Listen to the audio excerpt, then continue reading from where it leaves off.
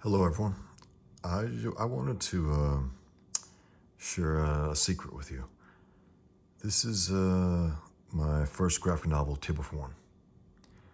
I published it 20 years ago this year, and it's something that I wrote and drew, penciled, inked, lettered, and I even added the gray wash myself and published it. Very proud of it. It was nominated for an Eisner Award, Russ Manning Most Promising Newcomer Award, and I got the endorsement of the great Alex Toth, who I think is the greatest comic book artist of all time, who had this to say about my first effort. You are a mighty talented pro, write, draw, stage, tell stories with brilliant savvy to all elements in a mix. I'm very impressed, kudos. You can imagine how I felt when I got that handwritten postcard from him. Incredible. And Joe Zabel had some nice things to say as well as Dennis Kitchen. And I just wanted to basically focus on one aspect of the book. You can get it at my store. I have a 2018 edition. It's updated, a little more fixes, edits here and there, things that I thought would make it look better after a certain number of years, things that I overlooked maybe. But there's one aspect here that no one knows about, and it's something that it's a hidden secret in plain sight. That's really what it is. And it's a story about one night in an underground restaurant in Manhattan with the character. He's a writer named William Howland. It's a day off, but he's asked to go to work today. And he goes in and he meets the characters of the restaurant. I got some funny exchanges here. At least I think they're funny. Where Will walks in and he sees the chef, Massimo. He's the only Italian in the entire restaurant. He's a black guy. So when he walks in, Massimo says, Will. Will says, Massimo. Will likes to write on the rooftop of his apartment, and he's been getting a little sun. So Massimo says, you're finally getting some color, kid. And Will says, yeah, my fair skin burns easy. And Massimo says, oh, really now? And what, my skin's unfair? And Will's like, good one. Massimo says, good one? And they start having a staring contest, right? And Massimo starts cracking up. And Will says, it's getting tired, old man. Sorry for that tangent. I'm prone to do that. But here we are. Will walks into the dining room. He sees some of the workers before the night shift begins. And you look at this character called Kripnik Shwagula. He's, I guess, an amalgamation of a lot of workers I used to work with over the years in the restaurant business. Whether he's Albanian or Yugoslavian or something, or European of some sort. And coming in. And if you look at his hair, I intended to have a silhouette of something. It looks like a grease pit, right? But if you look at it, it has two forms. And I really, even at this point, I hate to spell it out because I never spelled it out for people. It's been a hidden secret in plain sight for 20 years. But if you look at it, take a good look at it, you might be able to figure out what it is. So I'll give you a chance for a little bit just to take a look at it and see what you make out of it. You can see it right there within his hair. Basically, this is, he sees the restaurant business as a kiss-ass business. Not as a decent job which you can do between other jobs or between your career to make a little money on the side, but it's just a kiss-ass business, right? And so what is he? He's a consummate ass kisser. So that's a silhouette of him. His profile puckering up against an ass. And it's drawn that way throughout the entire book, whether it's on the side, whether it's there.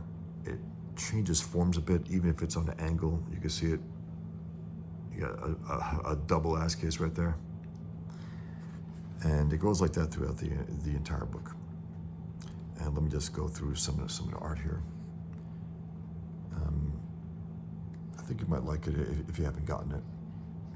So yeah, you see it again here.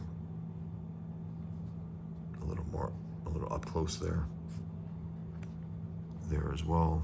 And you got a smaller version of it on the side. But then when he gets into the actual ass kissing, you can see a change form. That's a pretty clear one right there as well, if you can see that. But yeah, so then we get into the night. It's a busy as hell night. And even, again, as I said, it changes forms, right? So this character called God, he calls himself God, he brings in his girlfriend, and she's standing there with her cellulite on the legs, if you look close. And his hair, the silhouettes in his hair change slightly to fit the situation. You might be able to see it there. And then, a little later, when he gets into the actual act of lying, kissing the customer's ass, you see it goes from this to this, to a little closer to that. And then even that, when he's really laying it on. And then there's something happens also, because you got the boss named Richie DeGrotto, right? He's another guy who thinks it's a kiss-ass business. You know, so when he loses it at the end, the boss, right? Because things go to hell. He's not too happy with how the night went. And let me show you quick. Okay. So when he enters the meeting that he called, his hair is also a grease pit at this point. It's messy completely as opposed to what it was prior. You look at him there, tries to be as neat as he can, and then when the beast comes out, the hair from his chest comes out. It literally comes out through his shirt, if you notice. I've been doing that for years with these type of characters, even with the jihadis in my Pigman comics. So if you look close, it's mini versions of the Kripnik ass-kissing design over and over again throughout his hair. It's a little more clear at this point, right here. So I had a lot of fun doing that. Again, it's repeated throughout the entire thing. And no one was expected to get it. No one was really, you know, it was just something that I thought was a nice way to add a little more dimension, a little more fun to my comic book. So yeah, that's something that no one really gets on their own. I don't think anyone ever got it. But it was just a nice little addition to my story. So yeah, check it out. Here's the signature shot and quote of the entire graphic novel, with Will walking through the restaurant and saying, "I walk into a crowded room, not a soul in sight." That's his attitude this night in particular. He you know, he's a writer. He does this for a living, but he'd rather just go home and get writing. But yeah, it was a fun thing to do, to take my experiences in the restaurant business and introduce it myself as a cartoonist in the comic book industry with a book with that as a background. There's like a little mini universe in there, all types of people. And so yeah, check it out if you haven't. And there's a few other things also. You know what? Let me mention. It's pretty obvious, but the boss himself, Richie, you look at his face. I think you could put two and two together, what his nose and what his chin are. And then also, he's smoking his cigarettes, and he puts them out in he puts out his butts in an ashtray. It's just fun stuff like that. I mean, it's just throughout the entire book, you have these little hidden things. But okay, another thing, when a god comes in, right? He calls himself God because Richie, the boss, says Godfather. He goes, God, just God. And if you notice him, he wears two black crosses, and he's a double crosser. That's what he is.